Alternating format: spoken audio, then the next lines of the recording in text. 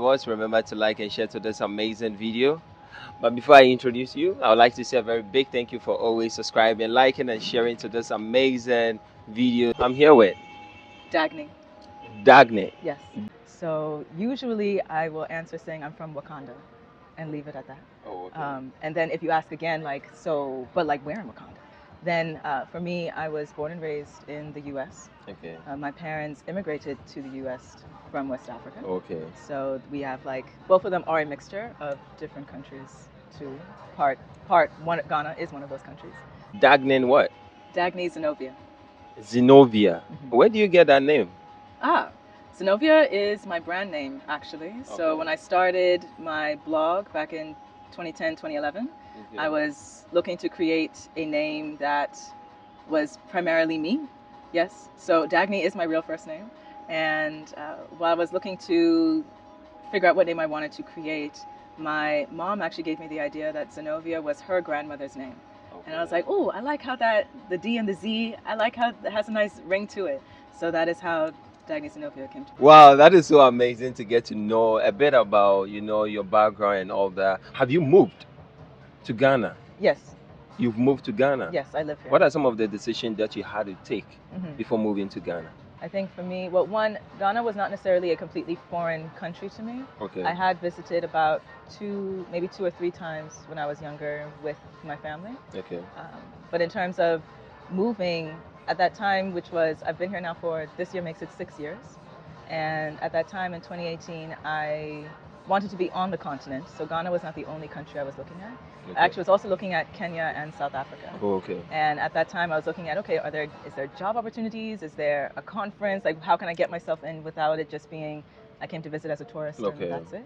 And while doing that and speaking to people and doing more research and everything, ended up getting a job here, which is what got me to start off.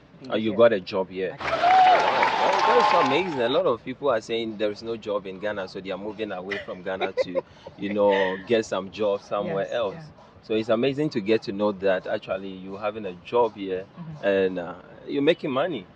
It's good, right? Or it's not? Well, my job stuff here has changed since that time, but that's what brought me here initially. So what was the job that you got? It was marketing for a real estate company here. Okay. Yes. Marketing? Digital marketing. Oh, okay. So you came here with the real estate job. Are you still working with them? No, not anymore. You're not working with them anymore. So what is really making you to stay and comfortable with a different job that you're doing here? That has been a mixed bag of experiences for me. Initially, I was looking for another job here after that initial contract had ended and was doing some interviews and stuff, but kind of fell through the cracks or didn't get there much. So then I ended up pivoting and starting my own business. And that is one of the things that I'm still doing now, which at the moment it's selling jewelry made here in Ghana, made out of a fusion of gold and brass, or some made out of gemstones as well. And then in addition to that, part of my background is also in journalism and communications. So I create and produce content, videos and articles and things like that. The spectrum of topics I tend to focus on are ranging from holistic lifestyle, self-empowerment, advocacy and social issues. I'm also into Afrofuturism and fantasy, so sometimes I incorporate that in my work as well. And sometimes bring the business inside there too, if the story works sort of thing. So that's another lane of experiences I've created here. And then recently, as of maybe about 6 months now, almost, or a little over, I've started DJing here too. Focused on Wow, only one person with all this talent. Okay. Right now focused on Kizomba and Afrofusion music because I also dance too. So that you dance too? I do. Yes. So wow, okay, what can't you do? I haven't found that out yet. Yeah. Yeah. But that is really interesting. Making money out of it. Good question. Some of it, yes. Right now it's mainly the business with the jewelry, in terms of, even though sales they can be slow sometimes. Right now it's mainly e-commerce, so most of the sales are coming from outside as opposed to from in here. We are still looking for other experiences to be making more money, of course, but Yeah, it's true for creating or creatives, as you probably know. It's a lot of, you put so much into it and contribute so much, knowing that you deserve so much in return too. But it some of it can be a slow burn in that as well. I also do a podcast. I have that too. Oh, wow. Added to that. That's amazing. You have a podcast too. Yeah. Ish. Charlie, she's doing a lot though. Wow. In terms of what you're doing, okay, and let me say, in the sector of entertainment, how do you see entertainment industry in Ghana? Ah, it. I think it deserves more support and more funding. Um, there is a lot of talent here, and I myself has not worked in like mainstream stuff here really yet. Who knows? Whatever. But from what I see, it's like it should be booming more than I think than it is. I feel the minds and the capacity is here, but the type of support and maybe sometimes even training and maybe sometimes the mindset of people who have the authority to be delegating those things can be better connected to the people who need it, I think. Yeah. You feel like it's not connected that well? From what I've seen, it seems like there sometimes is a disconnect, or even supporting your own movies here, supporting your own music here. Sometimes I'll be in conversations, people know it's like, oh, why are you only playing more Nigerian music than you're playing Ghanaian music, or you would rather this movie over that movie, that sort of thing. But then seeing like, okay, the authority, I think I forgot who it was, is it the film authority here or something, that they were stating trying to put together certain protocols to better support the industry here, or better support intellectual property here, because that's a whole other level in terms of the stuff you're creating is actually protected, or you get royalties from it and stuff. So there's a lot of room to expand in that, I think, but the support is needed for it to be solid, you know? Yeah. But do you feel like a lot of DJs play more of different countries' songs in Ghana more than Ghanaian songs? Oh, I feel it would depend. I think that depends on the venue, or even radio shows. I think yes, you do need to be playing more. I don't think you necessarily need to discriminate against different ones, but I feel it's important to. I feel that is how you can introduce new audiences to music and artists, especially if you're dealing with like independent artists or artists coming up musically. They need, like, it should be a ecosystem where you are supporting each other, sort of deal. So like, no, DJs will make a point of, okay, I know this independent artist just put out this track. It's not just about streaming it. Play it at a party, play it on a radio show, and tell people, hey, this new song just came out, regardless if they are on a big label or just starting out. How is it for you? You're eating in Ghana. Well, for me, my palate is different because I am vegan. Vegan. Yes. Okay. So that is a different experience for me in terms of finding the stuff I need to cook is fine for me here. The vegetables are here, the beans are here, all of that. I can find it, and it's okay. In terms of going out to eat, that can be hit or miss depending on the restaurant or the place. Okay. Just eating by the roadside may not always be an option for me because most things have meat inside or some sort of fish inside with local dishes. But there's still plenty of local dishes that are primarily beans or vegetables, yes. So that is since living here, I have noticed some restaurants gradually, it's not only about being a vegan restaurant, but just to have regular restaurants have at least one or two options on the menu that is vegetable based or has a vegetable option only if you want it.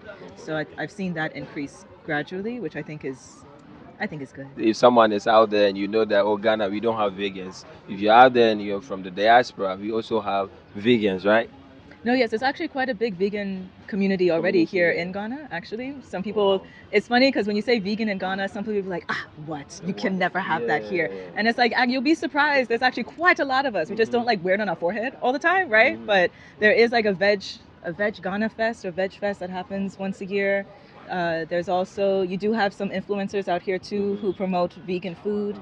There's now also vegan restaurants they're serving only local dishes, but it's all the vegan alternative to your fufu and banku and all these different things. Yes, they have it. So you can eat banku even if you're vegan? Yes, you can. Your light soup should not have animals in it, but like so you just make it slightly differently. Yeah. Being a vegan, what is the important things that you can actually acquire for yourself? Well, when it comes to our health, it's there's different mindsets around it. For me, the reason why I did it was really for personal health reasons, not so much about whether or not I would hug a chicken or anything like that, right? So some people, they want to do that, which is fine. You hug a chicken? I don't hug chickens, but some people do, but it's okay. But when it comes to our bodies, technically speaking, it takes much longer for our body to digest animal products. That's meat or dairy.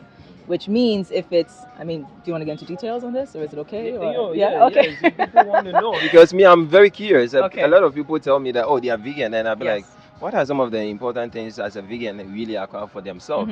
You know, because I've heard a lot of stories that vegans are just those colors.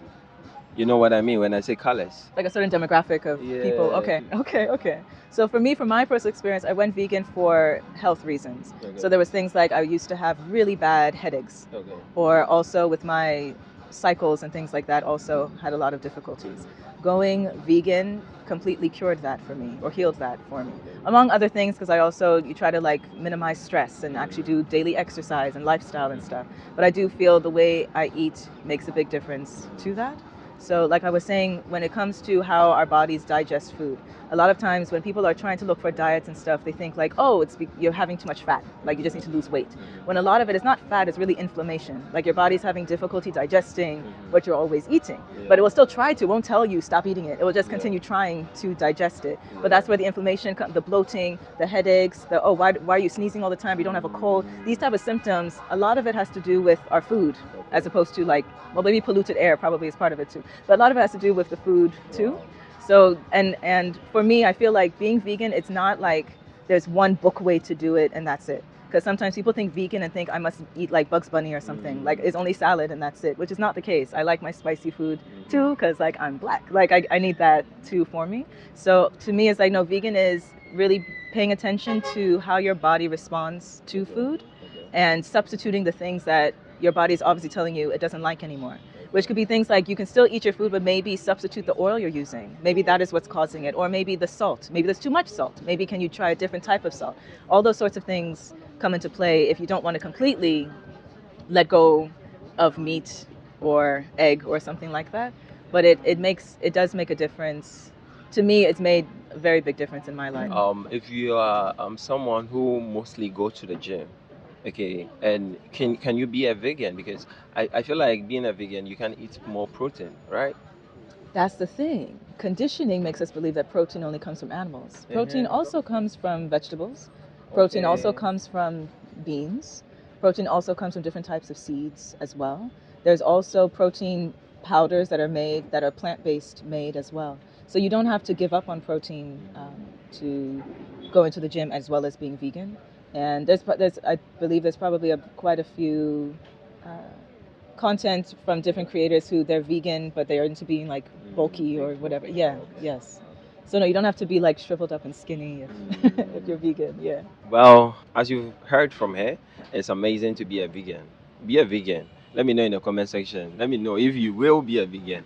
If you will not be a vegan too, let me know in the comment section your why and how will you join the community in Ghana. If you are in Ghana, you can join. If you are not and you want to come to Ghana and you are vegan, trust me, the community here are also, they will welcome you. You know, the plant that we see around us is also healing us, and it's healing you as well. And you're growing so beautiful. Thank you. That's amazing. When you were coming to Ghana, what are some of the things that you heard about Ghana that makes you like, oh, you know, I'm afraid, but I want to go? Or what was your response from your folks, your brothers, your sisters, your friends? Was it something that they were happy for it, or there was something like, hey, going to Africa and be specific Ghana? You know, what are some of the things that people were telling you before making that move to Ghana?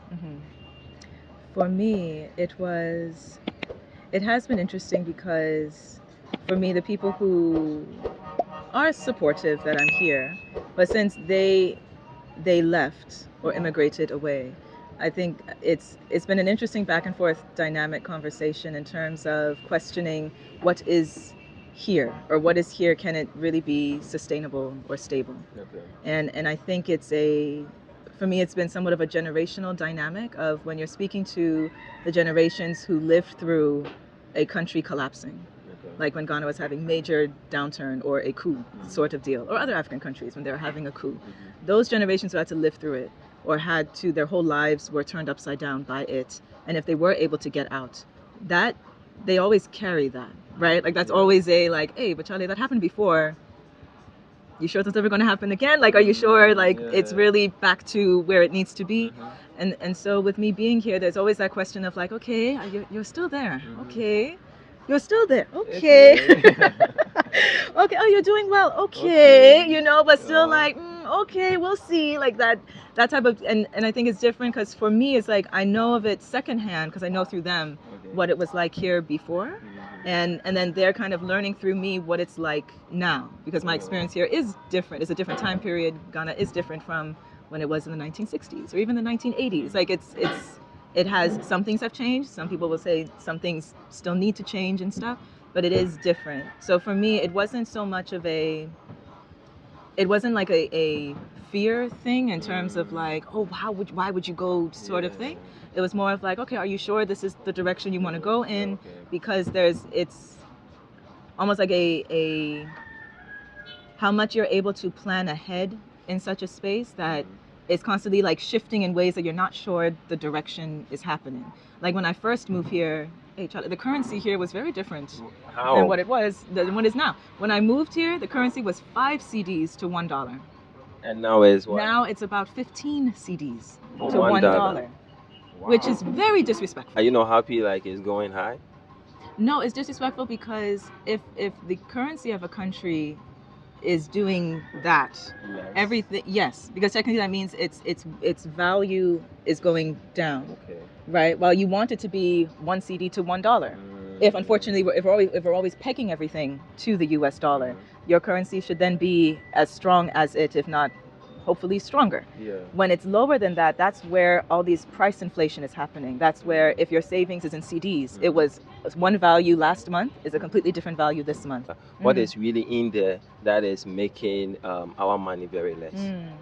That's a loaded question because got to bring some economics up in here. Unfortunately for me, I feel some of it is a lot of games that are being played in like the international development, international diplomacy, having institutions like the IMF or things like that kind of holding countries in a chokehold when it comes to so-called debt. Those sorts of things is what is some of the things that will impact the currency. That unfortunately causes so much of a gridlock or a padlock almost on things, because the what you were planning for, you have to constantly be repricing things, constantly replan things. Like, okay, well this budget now you have to rebudget completely because now the CDs doesn't reach what you want. And then unfortunately, since so much is imported, the prices continue going up because, well, now what you're importing is more expensive because what you're importing is always pegged to a foreign currency to be bringing here.